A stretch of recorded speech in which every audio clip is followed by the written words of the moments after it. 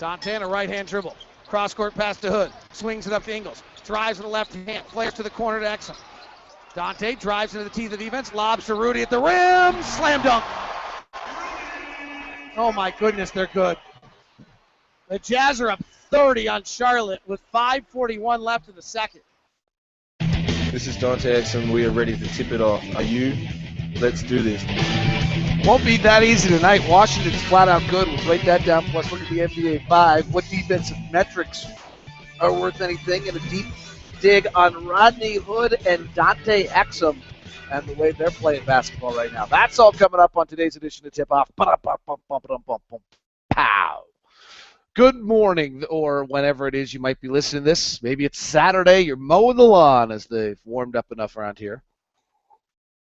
It is the 18th of March. I'm David Locke, radio voice of the Utah Jazz, Jazz NBA insider. As always, you can like us on Facebook. Nobody's liked me on Facebook this week. I think that actually might be true. I don't really care. But David Locke is the personal site, and then Locked on Sports is all the news stuff and stuff we post. Make sure you check out UtahJazz.com's new Game Hub. I think it's brought to you by Delta. I'll give them the recognition. They've built a new Game Hub that has postcasts and everything on it, so really kind of cool. Make sure you check that out after every game. On the road, we'll have to go to old school postcasts, but at home we've been able to have new HD postcasts, and we're going to work on trying to see if we can get that on the road next year. So. A lot of that going on. You can also follow us on Twitter, and the Google Plus community is awesome. Those guys do a great job, and those people partaking in the Locked on Sports Google Plus community, I think, are really enjoying it. Thank you very much for everybody who watches this, reads Empty the Noggin. We shattered about every number imaginable on Empty the Noggin yesterday, so it's great to see us continue to grow.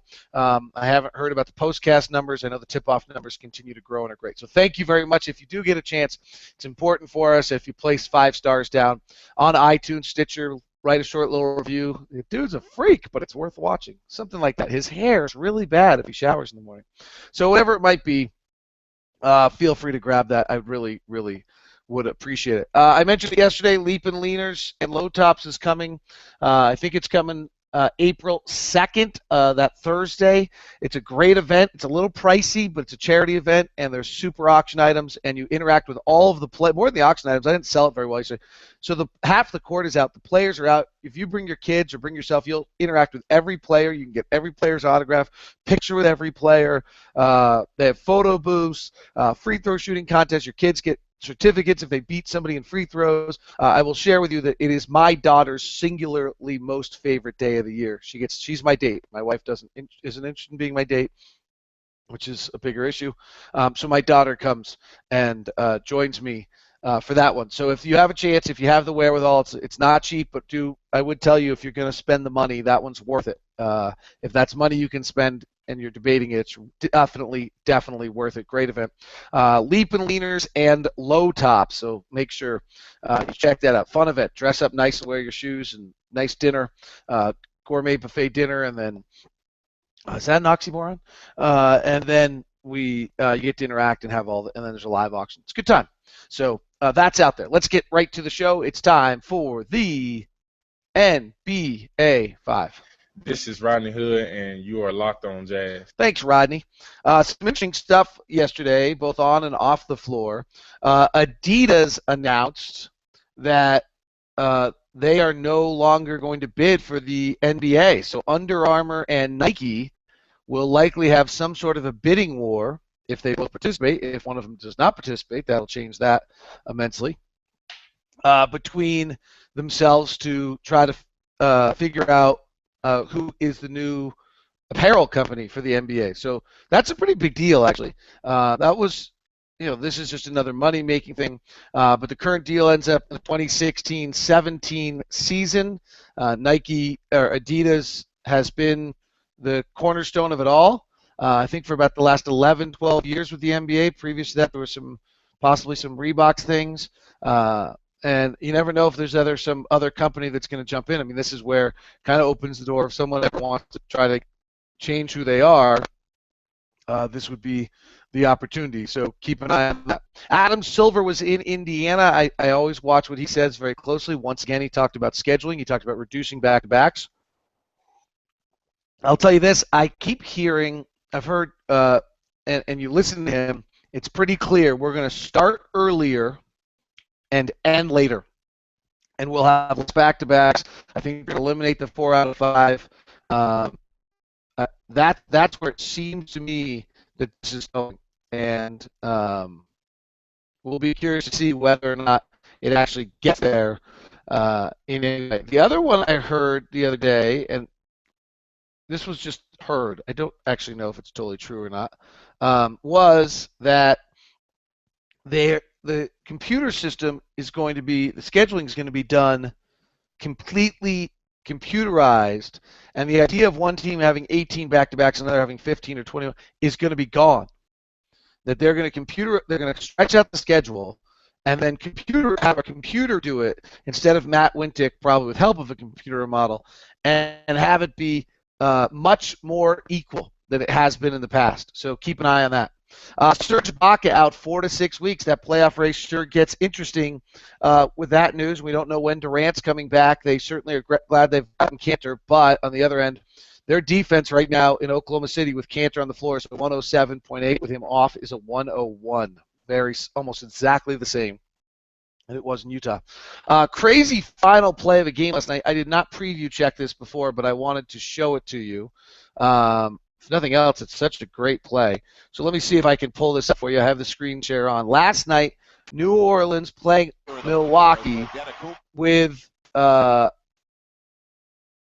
you've got the season on the line, right? I mean, actually, you know, if I remember correctly, this doesn't work when I do this for you. So, all right, so here's the inbound play. I was trying to make it bigger. No, that's not what I want, because I think,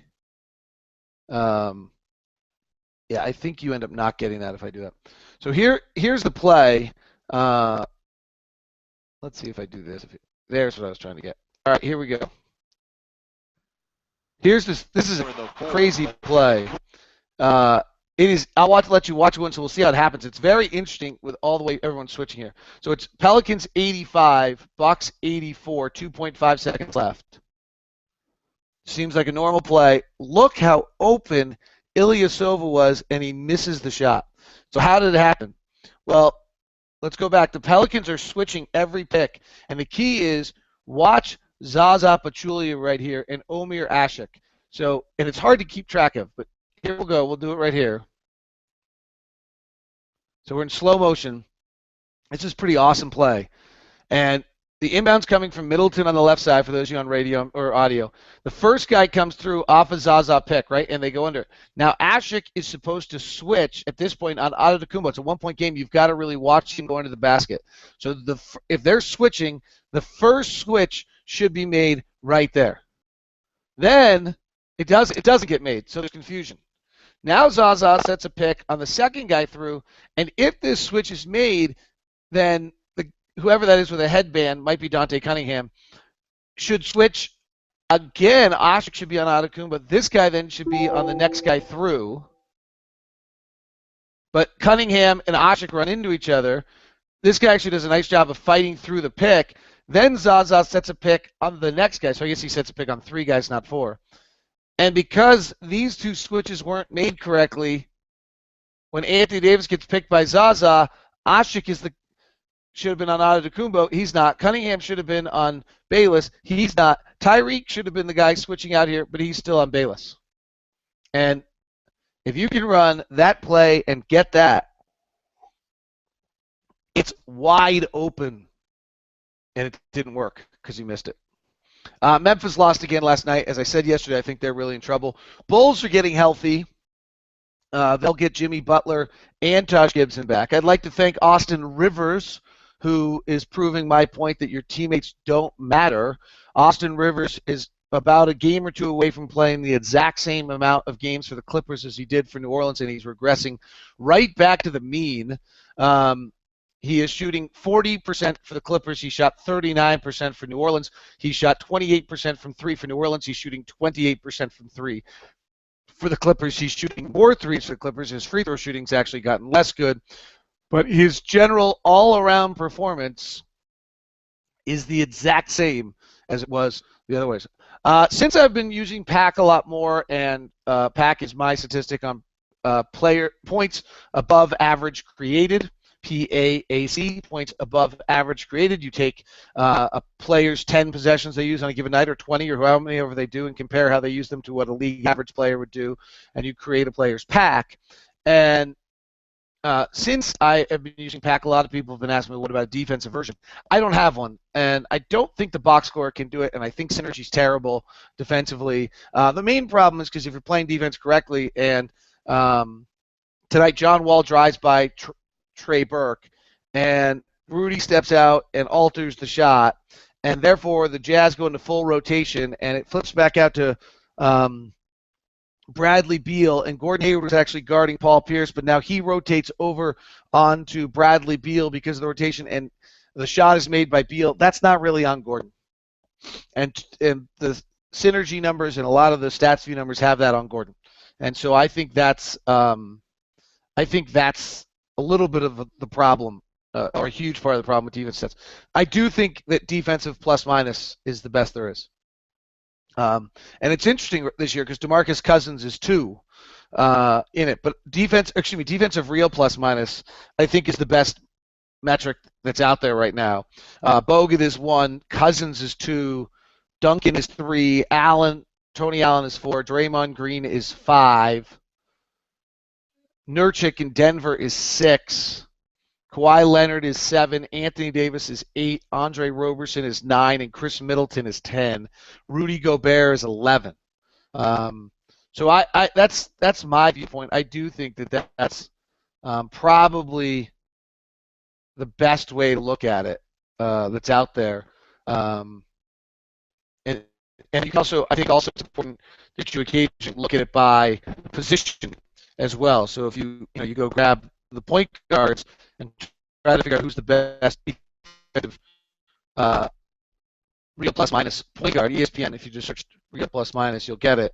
I think that's probably the best approach to evaluate defense. So that's just my thought on that. I think, as I said, individual play has some real value as well. Klay Thompson, individual positions. Klay Thompson out 7 to 10 days. By the way, it's interesting. Steph Curry is 1, but tonight John Wall we see is 2 on the real plus minus defensively. Ricky Rubio 3, Bledsoe 4, Avery Bradley 5, Jeff Teague 6, Rajon Rondo 7, Michael Carter Williams 8, Elfrid Payton 9, Kyle Lowry is 10 on that. I think for some reason they have Dante as a 2, if you're wondering. My memory, because I don't. And they have Alec Burks as a 1. Alec Burks actually comes out as the 6th worst defensive point guard in the league. He's not a point guard, but his defensive real plus minus is not great. Elijah Millsap, by the way, comes out as the 4th best defensive real plus minus shooting guard. Dante Exum and Rodney Hood come out as 28th and 29th on shooting guards. So they need to adjust some of their positions. That is your NBA 5. Hi, Jazz Nation. This is Trey Burke. Thanks for being the best fans in the NBA. Tonight's going to be interesting, guys, because Washington's really good. I just was watching them. And when Washington has their starting 5, they're really good. Their starting 5 is plus 10 per 100 possessions this year. And Bradley Beal went out for a while, and so they fell apart, and everyone from afar started talking about them falling apart. But they've lost 7 straight games missed by Bradley Beal. They're 30-19 when he plays. He's playing. Nene is back in the lineup. They're 33-24 when Nene plays. So that's a big deal. When Beal doesn't play, they're 9-9, and when Nene doesn't play, they're 6-4. So this is a team that's turned. They had a bad February. Everybody kind of wrote them off. John Wall's played out of this world. John Wall's averaging 18.6 rebounds and 10 assists in March. So he's really been brilliant. And it's going to be. This is a tough task tonight. These guys match up very well against the Jazz. This will be curious. We're a little longer than they are, but not as much as some other teams. Paul Pierce is pretty crafty. It's a good matchup. Their bench is better than ours. So this is a this is a good test tonight. We'll see if the Jazz could sweep a homestand. That's big time work. One of the things I think that's going untalked about with what the Jazz are doing is they're defying every piece of logic that exists. Young teams are not supposed to defend. The Jazz aren't young; they're the youngest. The Jazz have the least amount of game experience of any team in the NBA. This is as of March 6th, I think it was. The last time this was updated for me. But if you look at the Jazz amount of games played, the Jazz have played in their career as a roster, they have no experience. So as of that date, the Jazz had 2,365 games, combined games played on their current roster. Phoenix was the second fewest, Philadelphia was the third, and Minnesota was the fourth, followed by Milwaukee. Might explain why Phoenix is having a tougher year. The other one is combined age. The Jazz combined age as of March 6th was the youngest in the NBA. So if you have the youngest team and the least experienced team in the league, you are not supposed to be able to play defense. Defense is experience and time and understanding, and yet this group is not only playing defense, but they're stifling. It's truly unheard of. It's why Rudy's Defensive Player of the Year campaign is better than people are giving credit for. It's been too easily dismissed as this idea that he hasn't played enough. We've played more minutes now with him on the floor than with him off the floor. All right, so now, and then you look at him starting and his impact. I would argue that Rudy's Defensive Player of the Year campaign is pretty good. Looking at defensive real plus minus, he's 11th, probably climbing a little bit. Though we're actually been pretty good defensively with him off the floor too. Talk about a guy who changed the culture. I think the argument's pretty good. Andrew Bogut has probably played about the same amount of minutes as Rudy has, and so he probably deserves it above Rudy. And then you have to get into whether or not, how that impacts things with if you're not counting Bogut, and then you go to Draymond Green. Draymond Green deserves a good deal of conversation there as well. So, his candidacy I think is more real than it should. Let's just say it shouldn't be dismissed that easily. Draymond Green's is really good, right? Draymond Green has played 66 games and is averaging 32 minutes a night, and those 8 minutes a night seem to be matter to people. Gobert's played 66 games. He's only averaging 24 minutes a night. Bogut's averaging 24 minutes a night. So we'll see. But I do think that there's a real impact that he's having. I think that candidacy is better than people are talking about. It's probably, most improved is pretty good too. We'll see. If Rudy keeps this up, there's a real chance for a lot of it. I want to talk about Rodney and Dante and what they're doing. Great quote from Quinn the other day in the media general session in which he was talking about Dante and Rodney and what he wanted the rest of the way. And he said, I want them to put them in situations where they fail. I want them to fail, then they can fail and learn from their failure and go into the offseason. Interesting. I liked it because my daughter was actually in the room, and we've talked about that a lot. So, but that's a side note. It's an interesting comment. I want them to fail. That's part of the growth process. What's interesting about that is you're asking guys who by 20 years old or a little less have failed almost never, and that's an interesting concept. Dante is rolling, finally getting going. I believe in his last 5 games he's now played, averaging 30 minutes a night. He's averaging 10 points, 3 rebounds, 3 assists. And his 3-point shooting is much improved. I'm looking at my notes right now and realizing that a bunch of notes I added last night did not go in somehow. His 3-point shooting is now 13 of 25 from 3, which is, the hottest stretch he's had. More importantly, he's taken I think he's taken about 35 shots in the last 5 games. So he's taken 5 or 7 shots. So you're seeing more aggressive, more willingness to play. Somehow being next to Rodney may have given him some comfort zone. I'm not quite sure what's happened in that regard, but we are seeing a little bit of that from Dante. But he has taken a step. He did not earn this starting job at all. Let's be really honest about that. He was placed there. It matched what the team needed the team, but Dante wasn't playing well enough that he's earned it. What he has done here recently is he has kind of separated himself as though he is the starter of this team, like that this is kind of his team and that he deserves it. And that's interesting to see.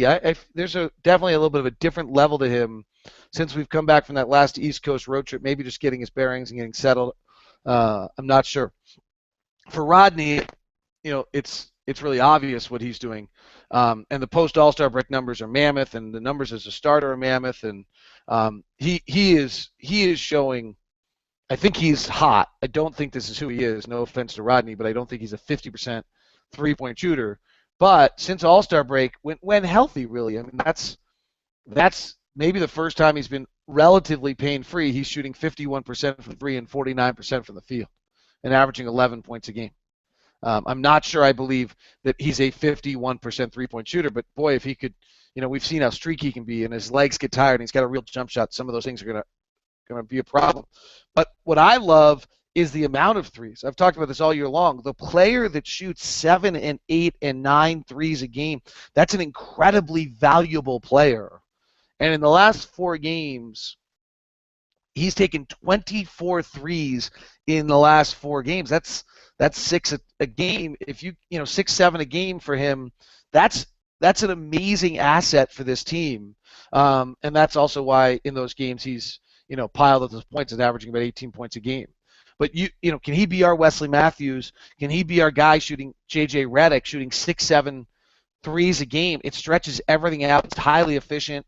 And the key there also though is, does he still go to the basket? And that's what he's gonna have to learn how to evolve and do in his career. So I think that's very much the key of what his development is. 9 of our final 16 are against teams above 500, so this will be an interesting stretch here to see. And tonight's the first one. They're very good. Then we go to LA playing on a back-to-back. Late start tonight, 8:30. It was an ESPN game, and when it got switched, we never changed the time. I don't know the backstory on that, but it does mean that we will have a late start and then head to LA for a late start, and then we play Golden State on Saturday before coming home to play Minnesota on Monday. So interesting stuff. All right, that, my friends, is tip-off. Thank you. Have a great day. Enjoy yourself. Fun days to be Jazz fans.